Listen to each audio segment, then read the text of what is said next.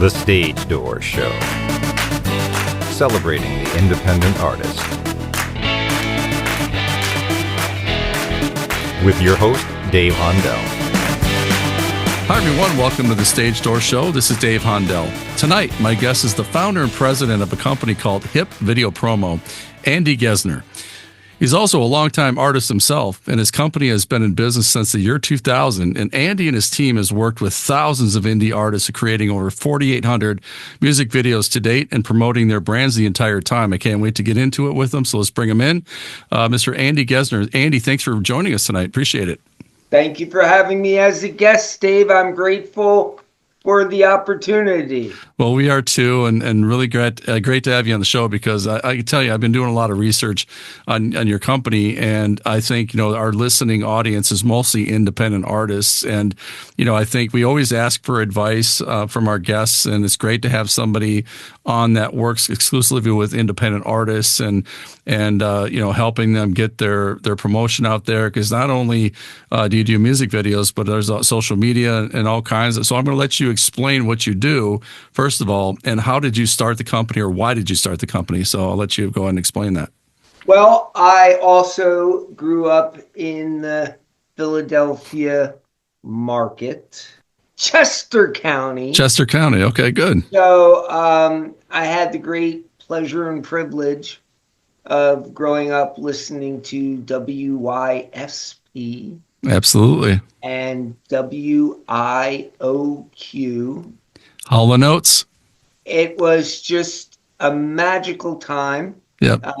Every night at midnight, they would do the midnight double feature, and they played two new records because it had just come out. Sure. And of course, at the time, you'd go to the wall-to-wall sound there near the King of Prussia Shopping Center, and you'd get a package of 3 blank 8-track tapes for $1.99. Wow, that's so incredible. You record the records off the radio, and if you liked it, then you went and bought the record. Yeah, but for sure. Even if you didn't like it, you still had it on 8-track. Exactly. So growing up, I was always a music guy. I was the only guy at Conestoga Senior High School who, in 1979, who had both a subscription to Rolling Stone and NME. And the other kids were like, why would you give a rat's back end what's going on in Britain? And I just smile and know I was way ahead of the curve. That's right. That was an incredible time. Yes, it was. It was also the time I bought a bass guitar.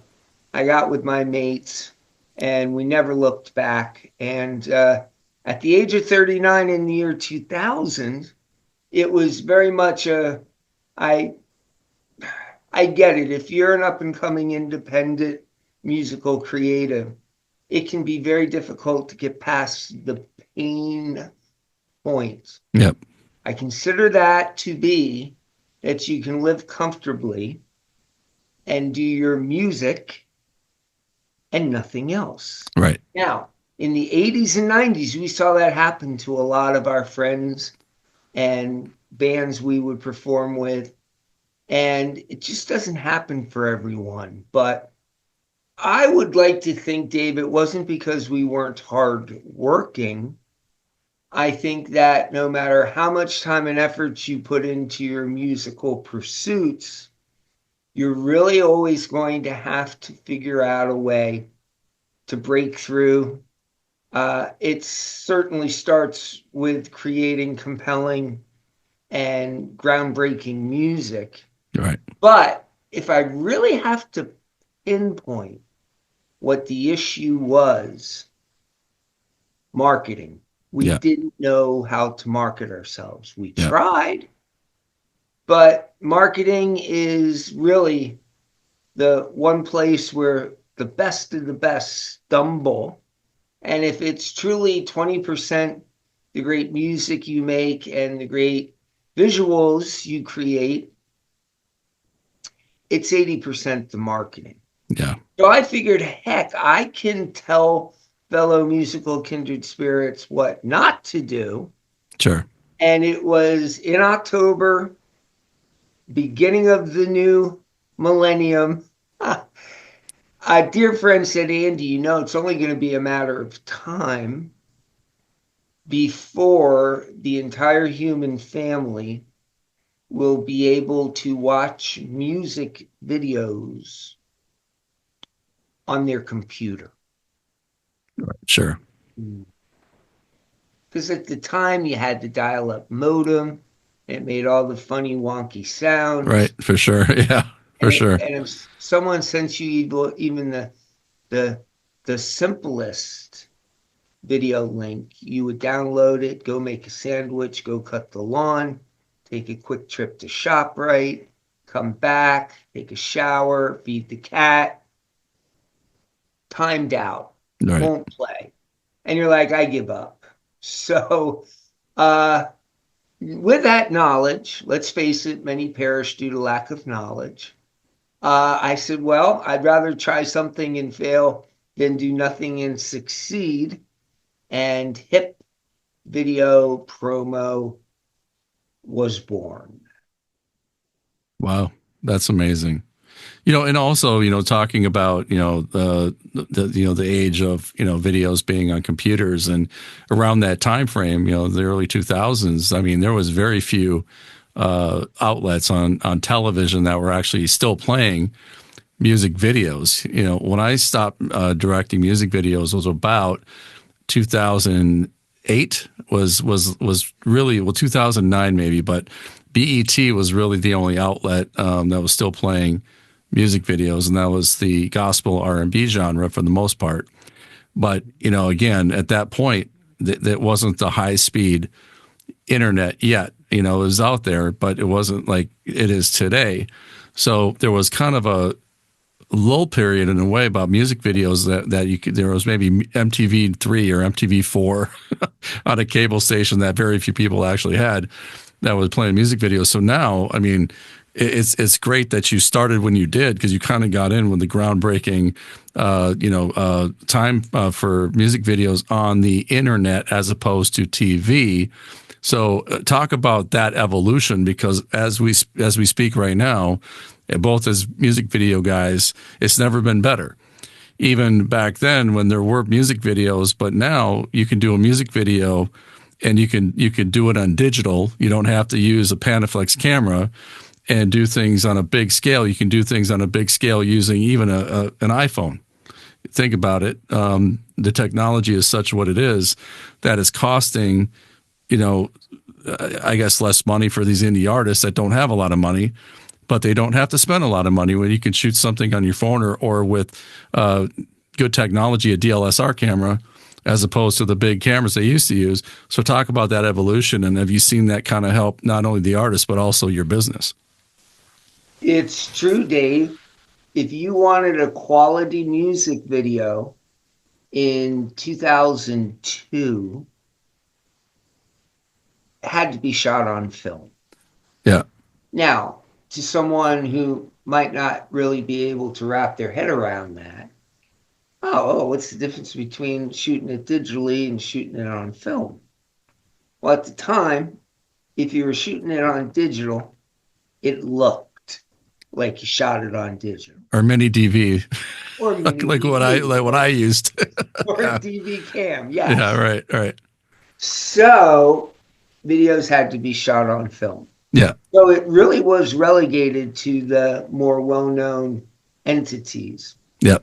One of my first clients was Virgin Records, and they said they had a new video from a debut band called 30 Seconds to Mars. Wow.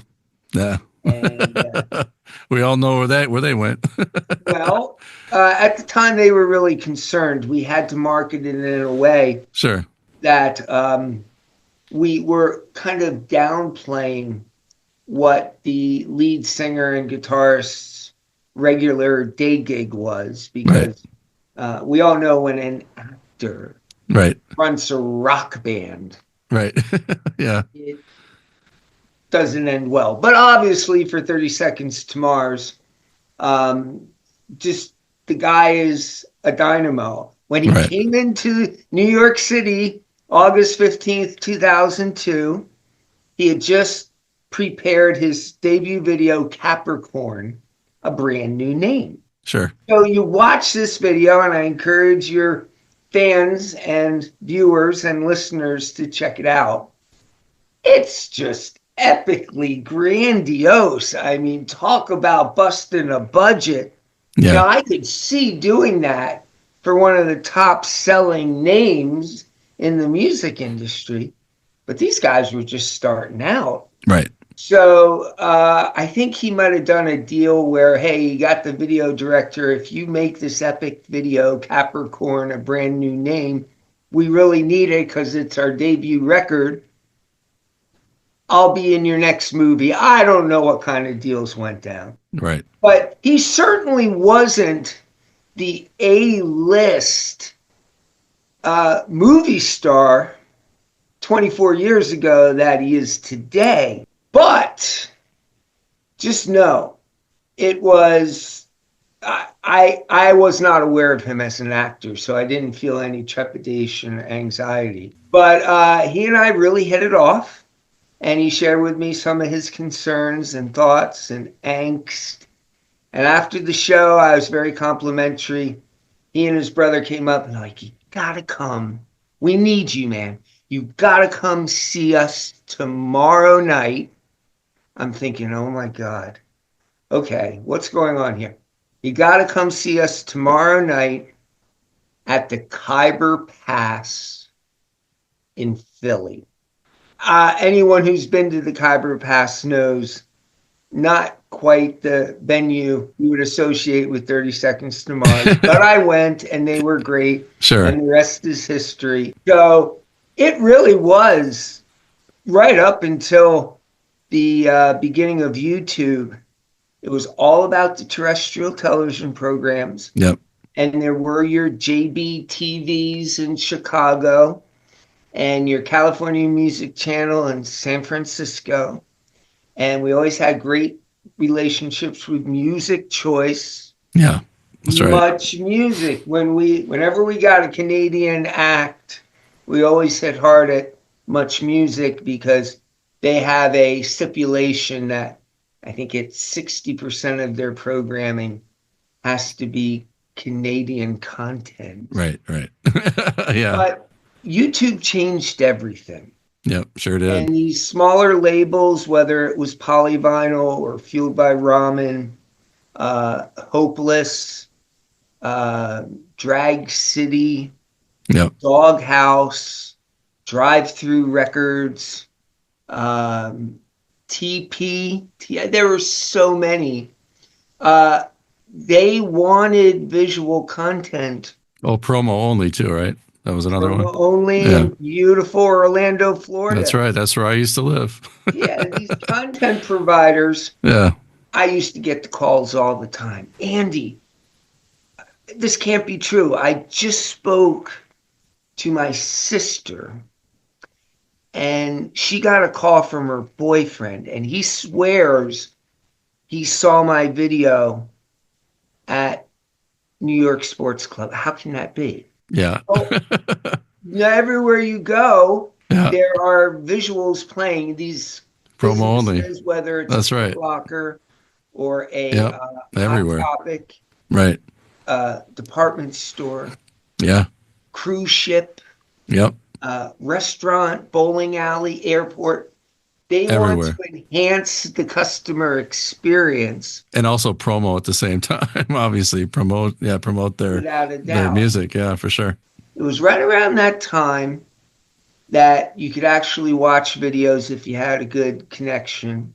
Right. And we immediately started making friends with the early OGs Right. of music, thought, and criticism on the World Wide Web. So it was the Stereo Gum and the Pitchfork and the Hype magazine and the musicnews.com. And of course, we'd reach out to rollingstone.com and spin.com. And, you know, I'd rather try and fail than not pitch because Yeah. you never know. 100%. And from there, it just went crazy because as the one-man sales crew, people are always asking you for names of people who do things. Right, for sure. And Yeah. you know someone who can help me with all this new like social media stuff. We figured out how to help people. Yeah. Or people came along and said, hey, I'm thinking about with the next video we do, we lead off with a lyric video so that people can get excited about when the official video comes out and they can hear the song and they can learn the lyrics and then they can sing along with it. So basically, as we move forward, we found new ways to help our clients. Yeah. But for the most part, very quickly, it became helping the clients get the television exposure, whether it was MTV, BET. Yep. If it were the websites and blogs, we'd always lead off a campaign with an exclusive online world premiere. Sure. It definitely creates excitement. And we encouraged our clients to definitely level up on the Facebook and the Twitter. Yeah. Because if that's a path into your tent, you want to be there. You want to be there and you want to be engaging and doing reach outs. Yeah. Because you and I both know, Dave, sometimes people really like a song or a video, Yeah. and then they go to check out the artist and they fall in love with the artist. He's like Sure. such a good Sure. kind of human connection kind of person. Right. Right. That you become an instant super fan. And that's the goal of everyone watching. Sure. Well, if you got someone coming to your party, you got to be showing them the warm and fuzzy, Yep. taking their coat, showing them where the food is. Remember, the super fan goes and tells all their friends, Yeah.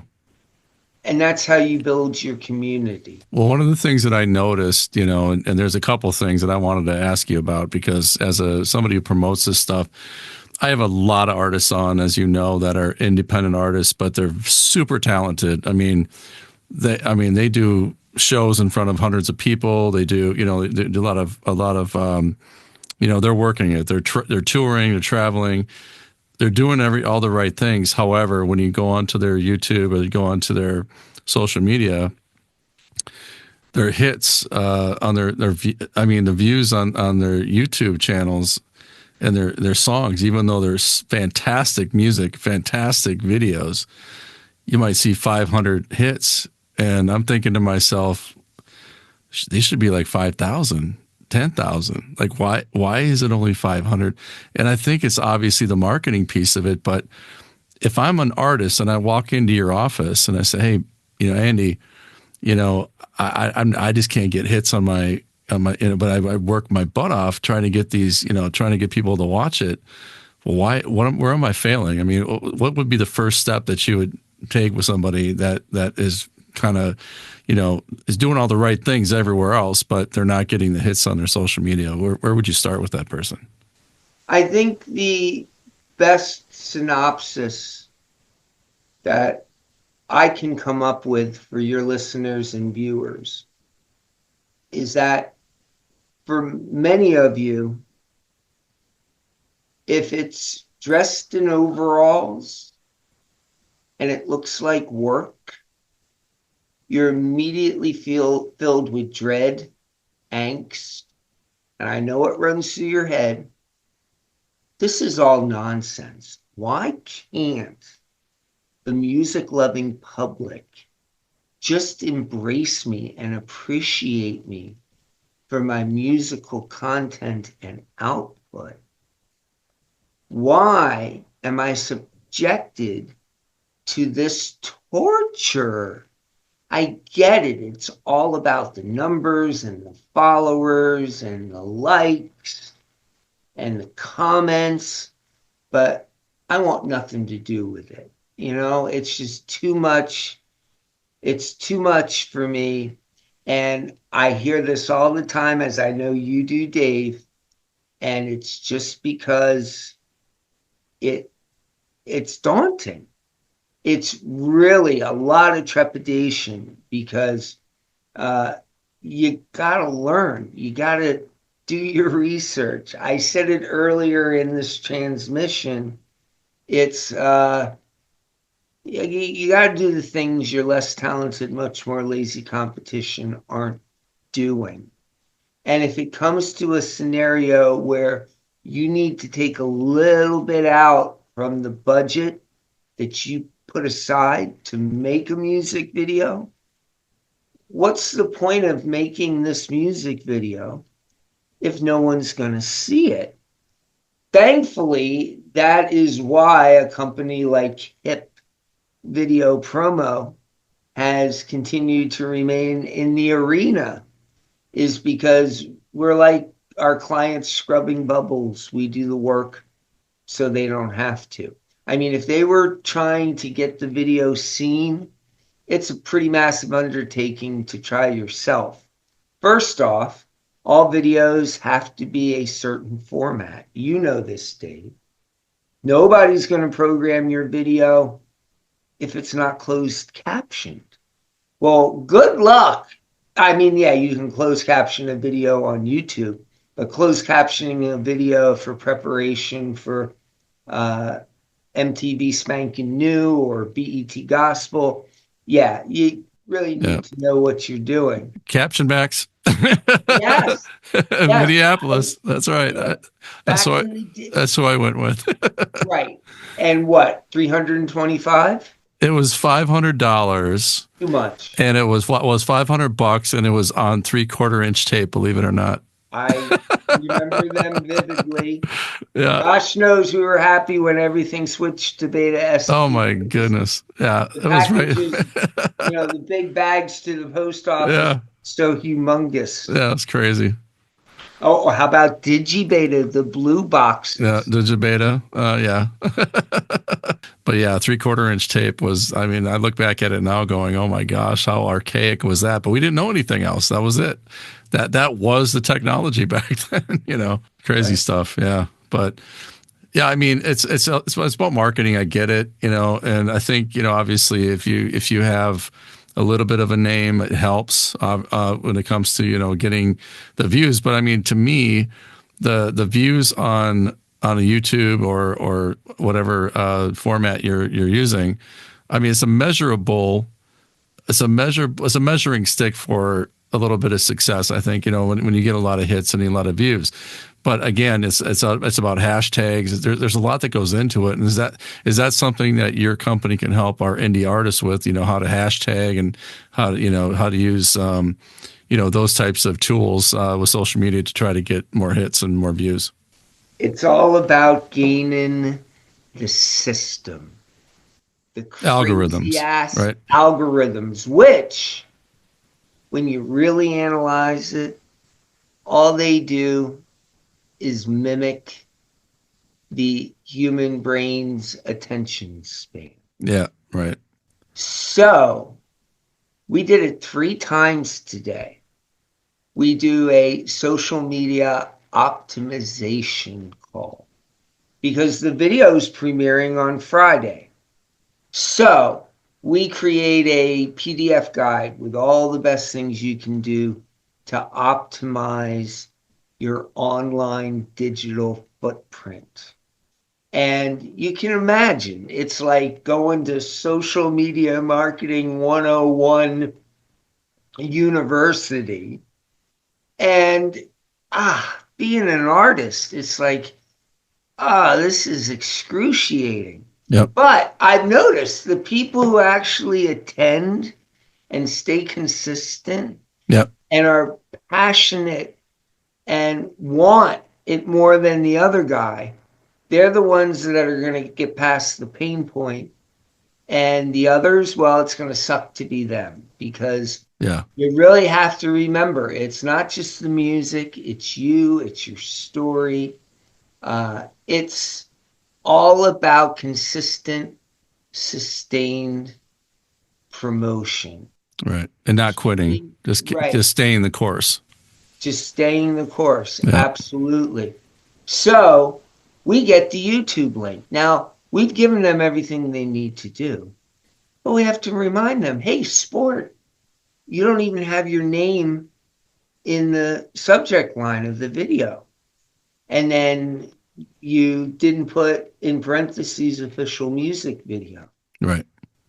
It's an algorithm thing. It Sure. separates it from any other potential versions of a song. Sure. We encourage the call to action. So simple. Now, Like leave a comment and leave a comment below, or love to yeah. know Right. what you think of my new video. Sure. Your opinion counts, so please share. Sure. That does a couple things. Now, some could argue, well, I don't want to do that. I don't want to come across too needy. Au contraire. What you're Right. doing is you're saying, hey, I made this. This is the cornerstone of my identity. Right. I want feedback. I encourage feedback because as someone looking to hone his craft and become a better songwriter, rock band, EDM artist, hip hop rapper, I'd like your feedback. Right. And it can be as simple as just saying, hey, I'd be keen to know what you think. Your opinion counts, so please share. How many of us look at a YouTube video and we check out how many comments there are? If we see there's 167 comments, we're like, wow, this thing's popping. Yeah. But if you go to a video and you see only 4 comments, you might click away. Sure. So if you were to just put that small call to action, it's a small one. Have you seen the people? Oh, what the hell are they thinking? Please like, share, subscribe, comment, take out the garbage. Yeah. Don't give Right. people too much to do. Just Right. Simple. Keep it simple. keep it simple. And Right. if you do that, it makes you the vibration you emote is one of a humble creative. Right. Exactly. And let's say you get 13, 14 views right off the bat. Then you can go and reply to all those 13 or 14 comments. Thank you very much. Much appreciated. I really am glad you watched the video. Please tell your friends. Yeah. And all of a sudden you have 26 or 28 comments. Right.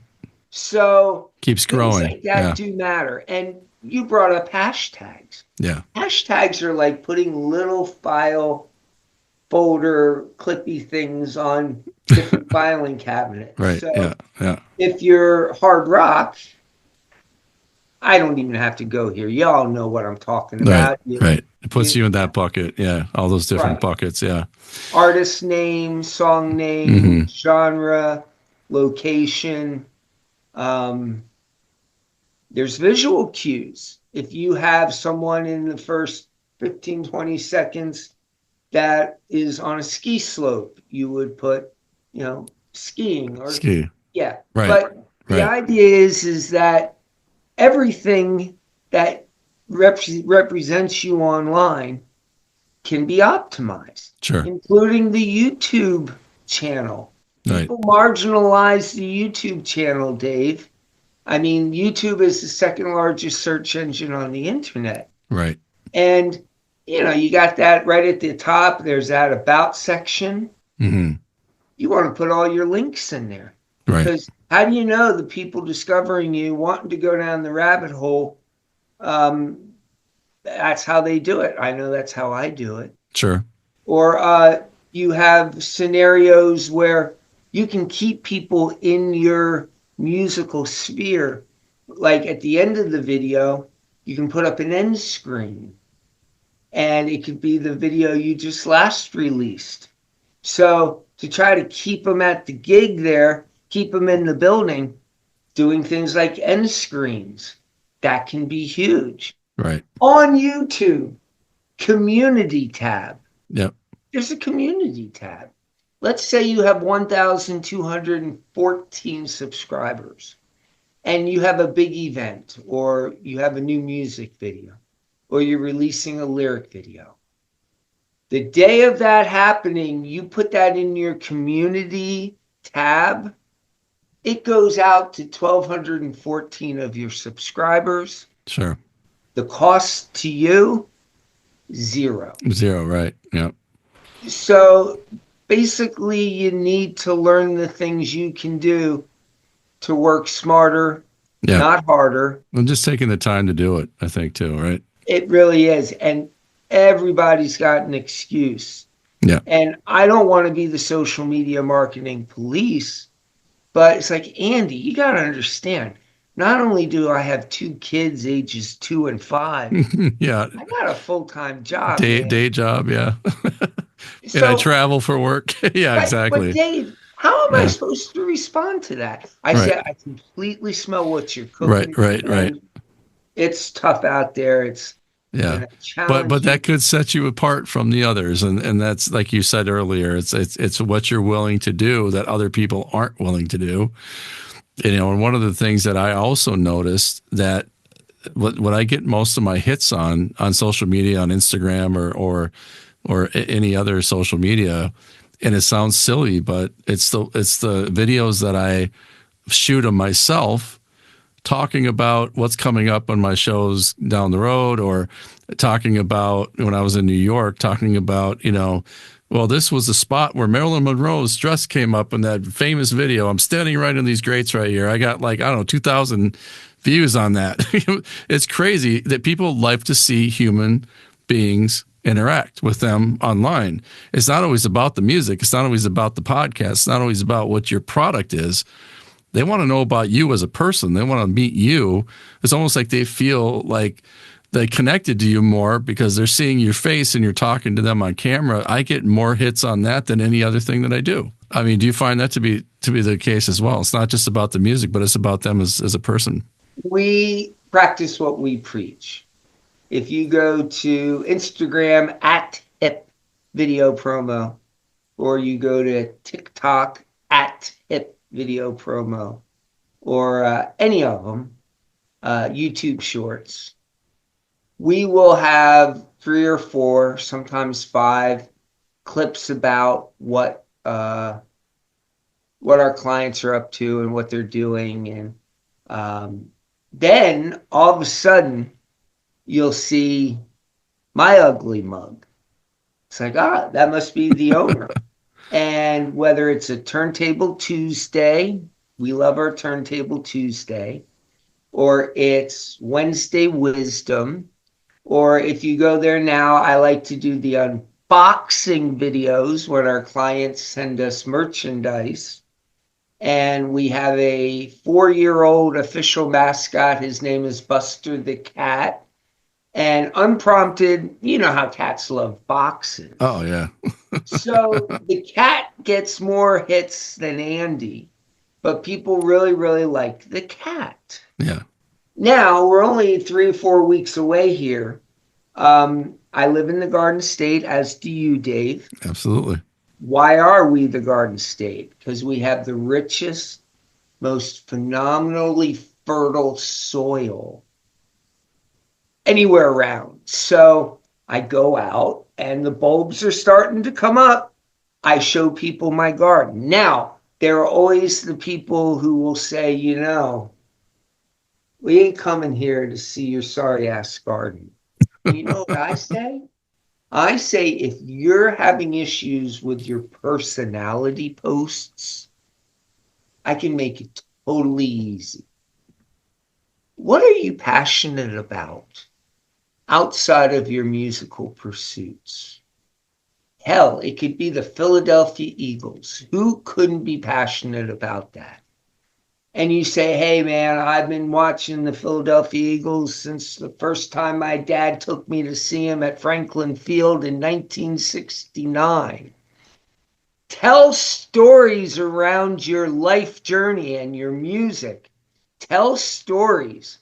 It's exactly what Dave was just saying there. The reason people dug the post he did in New York City is because they'd never been to New York City. And they didn't even know that that's where that photo was taken. So just know that if you just keep hitting people with music, watch this. subscribe to that. Please, it's going to be a turnoff. Yeah, Remember, people will like your music, but they're going to like your music a lot more if they like you. that's right. And you got to show them who you are first, right? You got to show them not just this guy behind the microphone. It's he's got a life is outside of that as well. What are your main takeaways that you've had over the past 25 years owning this business? I mean, what's your main takeaway, I guess? Just that if I had had great aspirations to become an independently wealthy individual, I sure would not have picked this path. People will say you charge too little. You're dope. You're undercharging and over delivering. You got to charge more for your services because the return on investment that you provide doesn't correlate with the price of admission. And my thought would be, okay, I'm a musician. 20 years living it, breathing it, eating it, breathing it, bleeding it. Yeah, I would rather just get in with a client and really help them and really find a situation where we can encourage them to continue to create and continue to build on the foundation we've been laying as we go along, than overcharge and have them be discouraged. Because for me, more feathers in my United States Marine Corps utility cap, that's what I want. Yeah. I mean, no one could have predicted 30 Seconds to Mars would break through.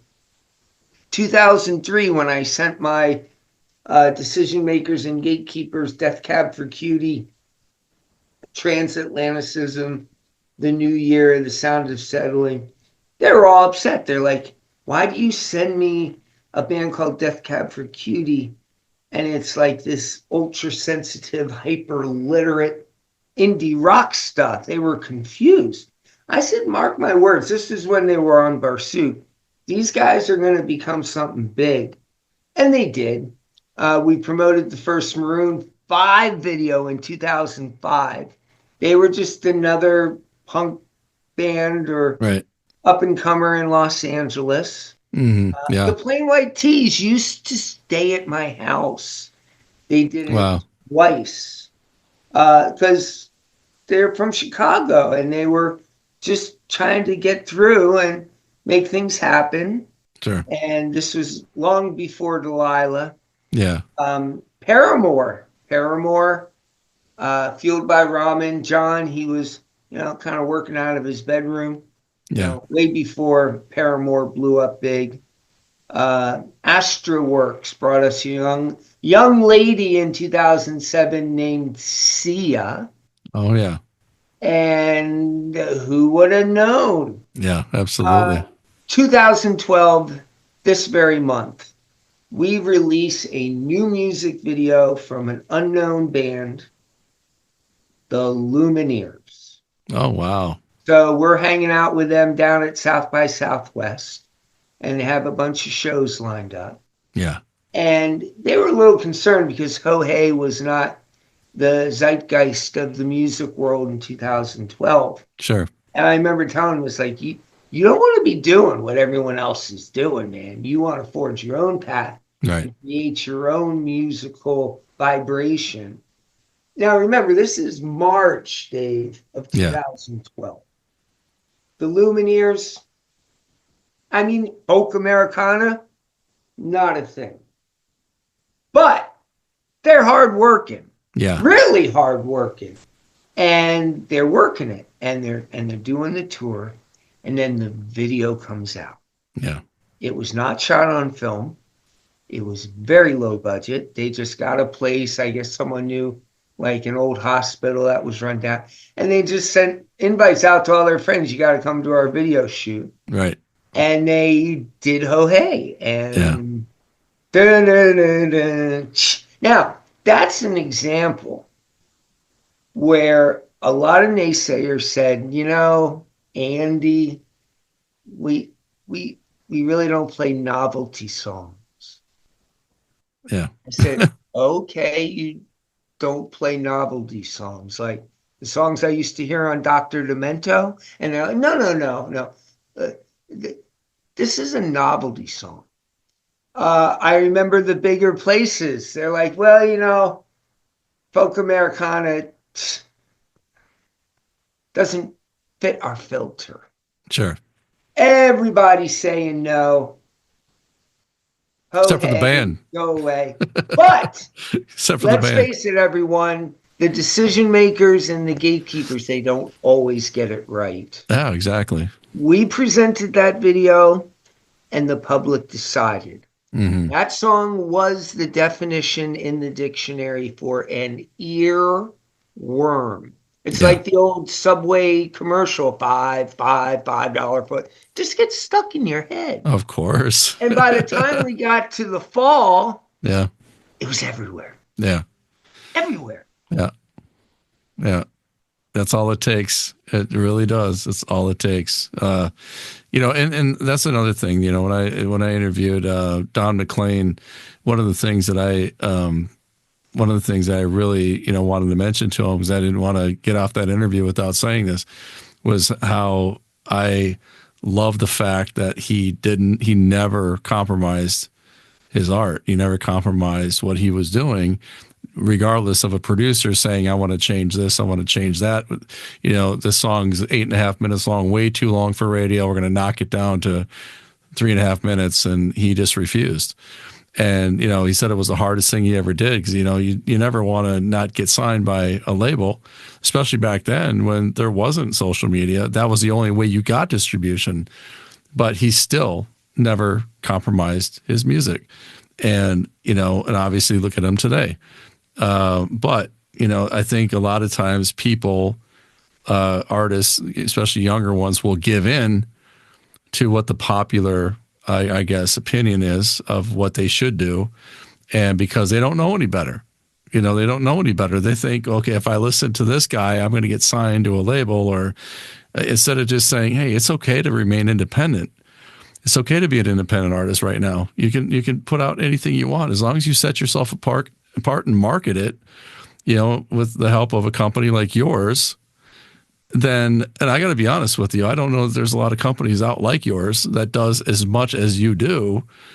That's why I'm glad you reached out to me, because I'd love to have you on the show talk about this, because I don't see a lot of companies like this. So what you can do, what you have done, and for all our listeners out there, I think it benefits you to check out, Hit Video Promo.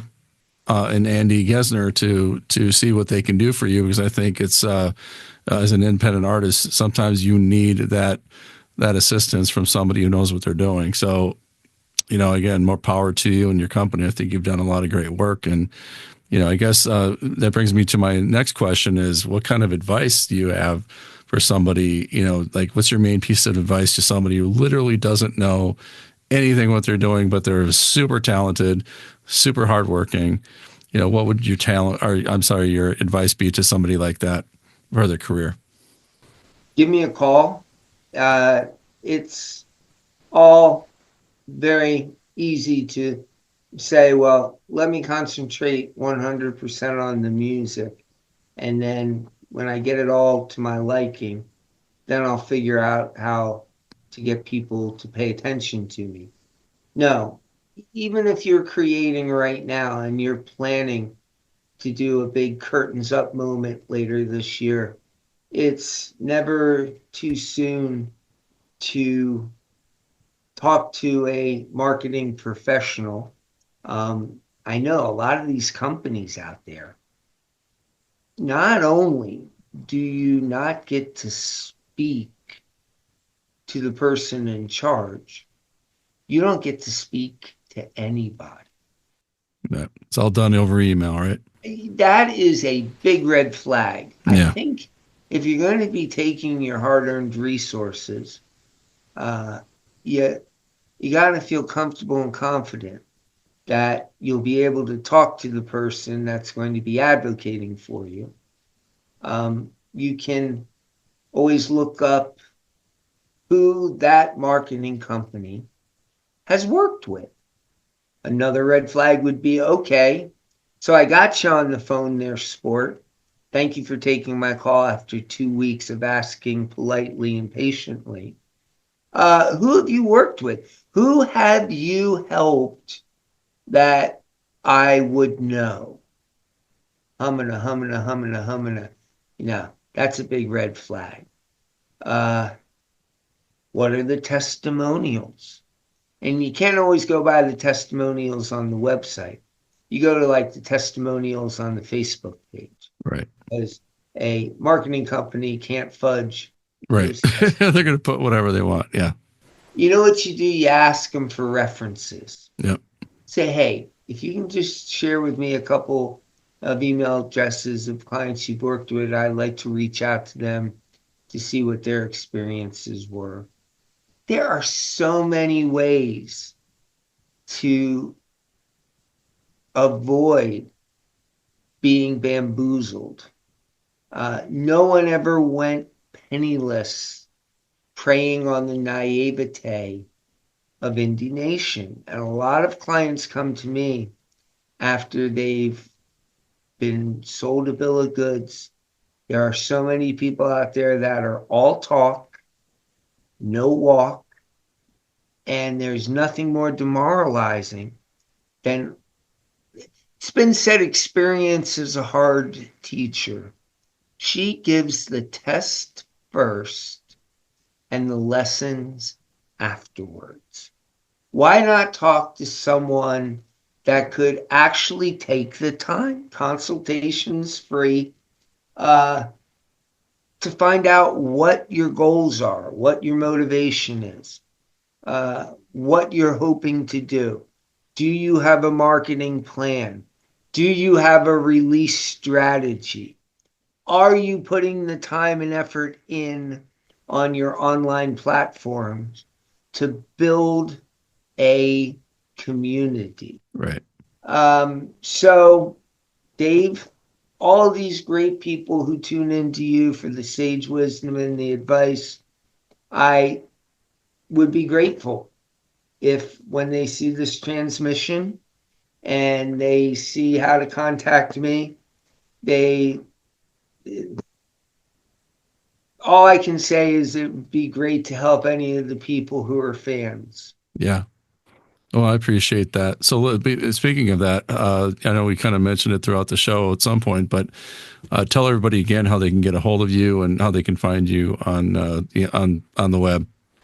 Yes, info at hipvideopromo.com. That comes directly to me. If you go to any of our platforms, you can always reach out to me via that way. We are always checking our messages. If you email, I will respond to you in a timely fashion. Or the old school way, just pick up the phone. It's 732. Yes, that is Central New Jersey. 613-1779. Or just Google HIP, HIP, video promo, and many different funnels into our little world here in South River, New Jersey. Yeah, and I found a lot of information by just Googling what you just said. Hip video promo. Just put it in Google, and everything will pop up. Your social media, your website, YouTube, everything is on there. So can't thank you enough for being on the show. And I have one more question for you, Andy. When it's all said and done, what do you want your legacy to be? What do you want to leave behind at the end of all this and at the end of your career? There was a guy who truly lived the slogan, if you can't do, teach. Watching these people that we champion actually get past the pain point and actually Jacqueline Carr calling me when she won the Grammy, or someone like Justina Valentine, who we were 100% in her corner for many years. And it was a struggle. A lot of people are like, you're not in the right musical lane. It's never going to happen, never going to last. And then to see her break through and become the big star that she is and will continue to be on Wild and Out, what an incredible feeling. Or someone like Flau'jae, who she had just entered LSU when we started working with her. And it's kind of the same story. Most athletes aren't the right people to be a musical entity. And we've worked with lots of athletes, but she says, no, I can play hoops for LSU women's basketball. And of course, the first year we worked with her, that team won the women's NCAA basketball championship. Yep. And Flau'jae was only a freshman, and she was still pursuing her music. So, of course, in the off season, she continues to put out new songs, videos. Yeah. The most recent one we worked with her on, featuring Lil Wayne, she's totally broken through. And I mean, yeah, she's deep into the season right now at LSU, and let's see how far they can go this year. But I can assure you, man, once it's time to hop off the court and make music again, she'll be right back at it. And it's so exciting when you can say you were right there in the beginning with an artist. So, and let's face it, most marketing companies, absolutely no interest in working with the up-and-comers. Yeah. Why is that? That's a mistake. I think that's a mistake to not work with new artists, because you can help develop them into being a big artist. And what more gratifying of a thing would that be to be there at the beginning like you have been? No, it's because it's too much work. Well, too much work, too much hand-holding. That's why you have success and they don't. That's why. Well, yes, it's always great to get, the new Dead Daisies video, or work with Milky Chance, or, work with the bigger names. But if you're watching this transmission and you need to level up with your marketing arena of your musical and creative wheelhouse, please don't hesitate. Don't be bashful. Please reach out.